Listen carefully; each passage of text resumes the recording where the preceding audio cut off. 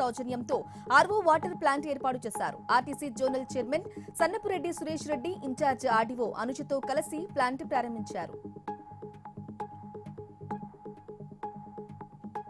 నగర్ కర్నూలు జిల్లాలో double bedroom ఇళ్ల pending పనులు వెంటనే పూర్తి చేయాలని జిల్లా కలెక్టర్ బాదావత్ సంతోష్ ఆదేశించారు. వనపట్ల, గన్యాగుల, పెద్దముద్దునూరు గ్రామాల్లో నిర్మించిన ఇళ్లను కలెక్టర్ పరిశీలించారు. ఎమ్మెల్యే దెబ్బకి యలమంచిలి నియోజకవర్గంలోని కోకోకోలా కంపెనీ వెనక్కి వెళ్లిపోయిందంటూ వైసీపీ చేసిన ప్రచారాన్ని ఎమ్మెల్యే సుందరపు విజయ్ కుమార్ ఖండించారు.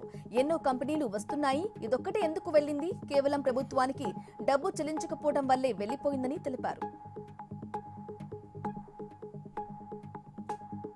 తిరుపతిలో అర్ధరాత్రి హోటల్పై దాడి జరిగింది. ఎలైట్ ఫార్చ్యూన్ ఇన్ హోటల్లో రూమ్ రెంట్ చెల్లించకుండా వెళ్లిపోవడానికి ప్రయత్నించిన వారిని హోటల్ యజమానులు ప్రశ్నించగానే హోటల్ సిబ్బందిపై దాడి చేసినట్లు తెలిపారు.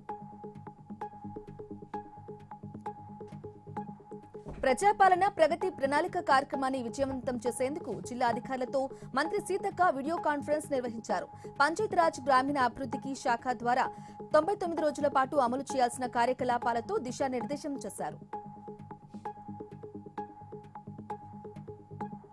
శ్రీ సత్యసాయి జిల్లా హిందూపురంలో మార్చి 15న స్కిల్ డెవలప్మెంట్ సంస్థ ఆధ్వర్యంలో మెగా జాబ్ మేళా నిర్వహిస్తున్నట్లు జిల్లా కలెక్టర్ శ్యామ్ ప్రసాద్ తెలిపారు.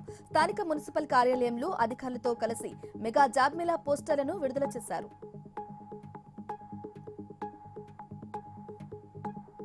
పెద్దపల్లి జిల్లా గోదావరి ఖని బార్ అసోసియేషన్ ఆధ్వర్యంలో న్యాయవాదులు చేస్తున్న రిలే నిరాహార దీక్షకు మాజీ ఎమ్మెల్యే కోరుకంటి చందర్ సంఘీభావం తెలిపారు.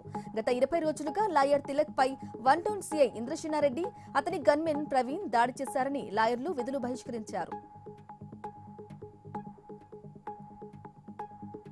కడప జిల్లా ప్రొద్దుటూరు మాజీ ఎమ్మెల్యే రాచమల్లు శివప్రసాద్ రెడ్డి కుమార్తె వివాహ రిసెప్షన్ కు మాజీ సీఎం జగన్ హాజరయ్యారు. కార్యక్రమానికి హాజరైన జగన్ వధూవరులను ఆశీర్వదించి బెంగళూరు తిరిగి వెళ్లిపోయారు.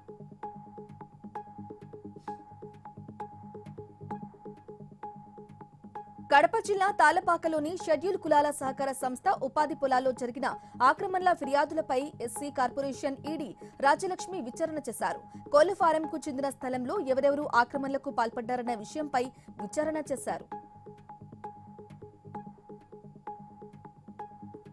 శ్రీకాళహస్తీశ్వర ఆలయానికి నూతన ఈవోగా వెంకటేశులు బాధ్యతలు స్వీకరించారు.